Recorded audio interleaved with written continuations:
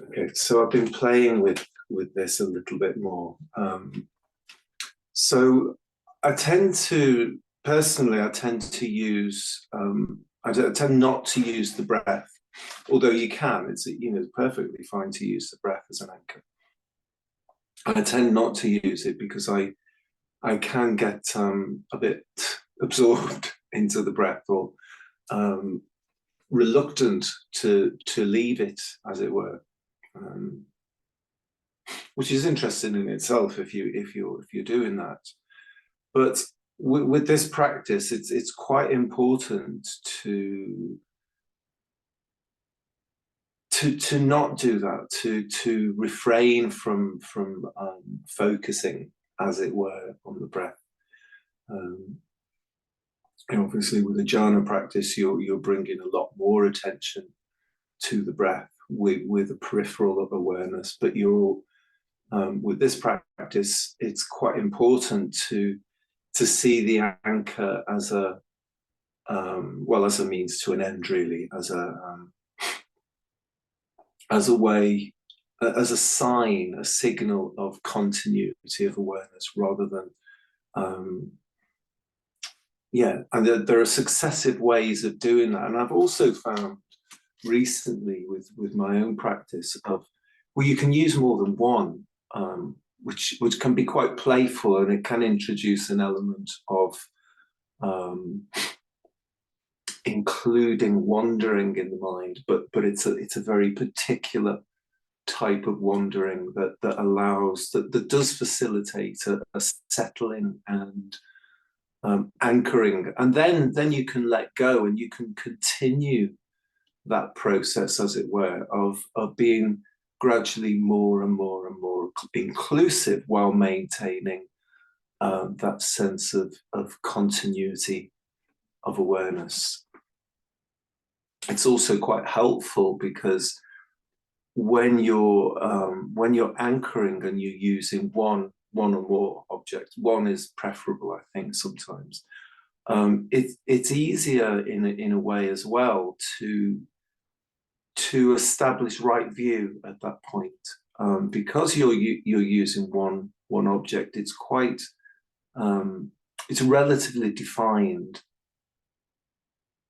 and it's clearly known. You know that you're knowing it, yeah, and therefore right view is present, as it were. You don't need to see right view as a different aspect. It's included in the awareness of that particular object. So it's clearly known, and it's known that you know it. You're aware that you're knowing that object, and that is enough for right view to be present.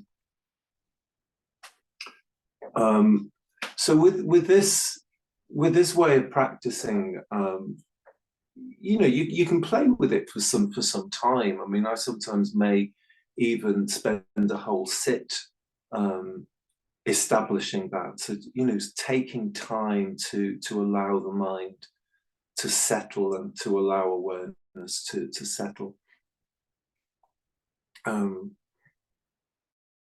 Way that therefore it's got some similarities with preparation, so that you're preparing the mind to settle and to take in as much as what is present, using the senses in particular, so that there is a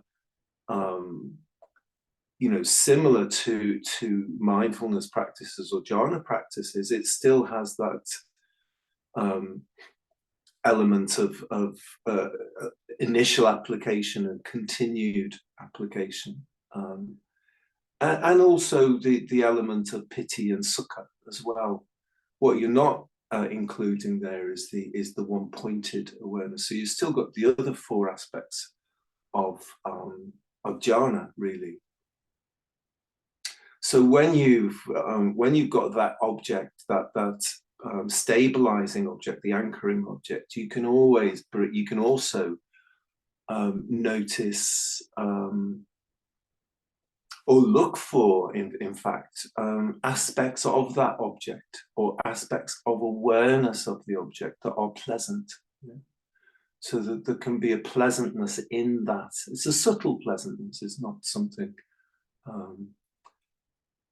it's not something that we want to force, as it were, but to simply notice that as a quality of the awareness. Other things may be present as well, but certainly the subtle pleasantness of the awareness of the anchor.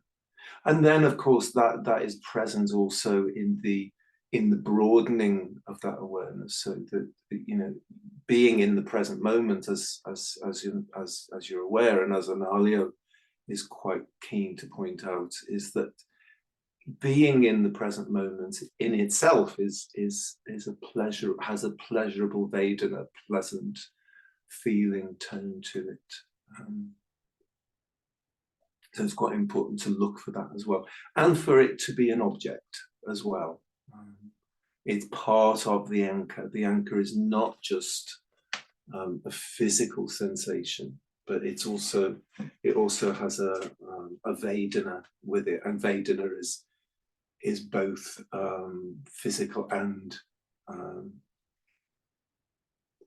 is also a quality of awareness. And the noticing of awareness being present has a mild, subtle, pleasant quality to it. And again, you're not looking to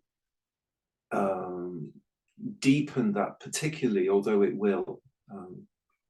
If it becomes too much of a focus, then there will be a tendency for the mind to close and become, well, not close, but to become absorbed in that sensation and the pleasure of it. So that once you've got that stabilized or anchored awareness, then it's always important to broaden. Yeah.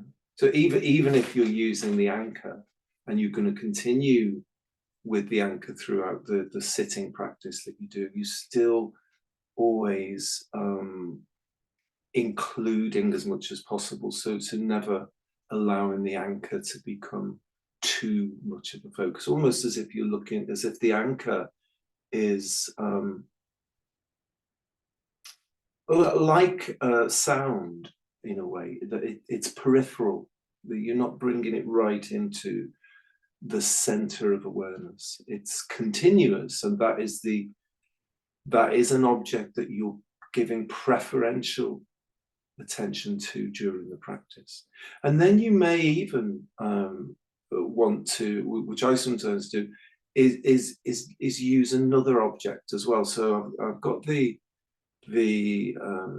thumbs I use in this practice, the thumbs touching. So that's a relatively, appears to be a continuous object to stabilize that continuity. But then you may want to bring in an object, maybe a distant sound, so that you're introducing that sense of breadth into the practice, while at the same time being aware that seeing is happening, other bodily sensations are arising, thoughts may be arising, images arising, impressions, other feelings may be arising as well. So having that sense of the focus is there purely to signal the continuity of awareness. Because when that object is lost, of course awareness will still be there to some extent, because but it might be moving around a lot. And it can be, if the mind isn't settled, it can be quite easy to become a bit lost there. And then you come back and you notice that and you start again. But using that object to signal that awareness is continuous, it's a bit, in a way, it's a bit like the counting in that way that the mindfulness of breathing can be taught, which I don't particularly like, because but it's a similar reminder, as it were. So the breath, if you're using the breath, whatever the object is. It can be the thumbs touching. It can be the whole hand, or both hands.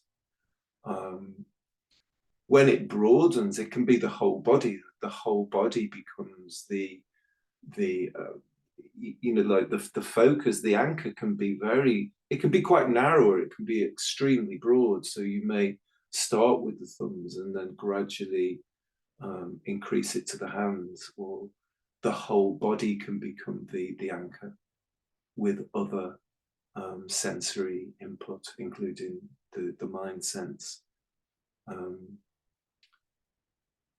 Or you can sometimes introduce a bit of playfulness into the practice by alternating between one object and another. So you're using two objects, and then you introduce that curiosity, of course, because then you notice that you can't hold two objects in mind at the same time simultaneously.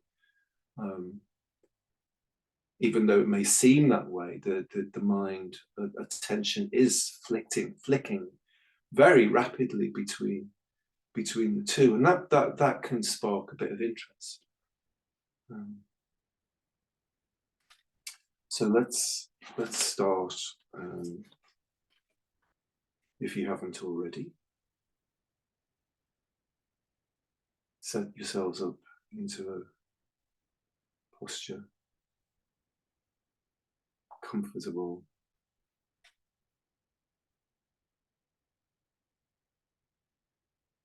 And again, it can be worth spending a considerable amount of time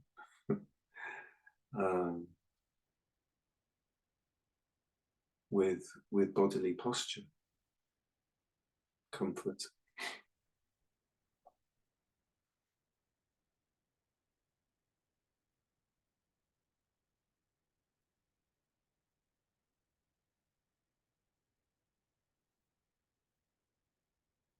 So maybe with your hands on your lap, or on your cushion, whichever you're using, or if you got your hands on your knee, you can use your finger and thumb. But the thumbs are particularly, there's quite a lot of nerve endings in the thumb, so you can notice quite a lot, as it were. So just bringing preferential attention. So you're not excluding anything, of course, but just paying just a little bit extra attention to that one sensory object. And I'll stop recording.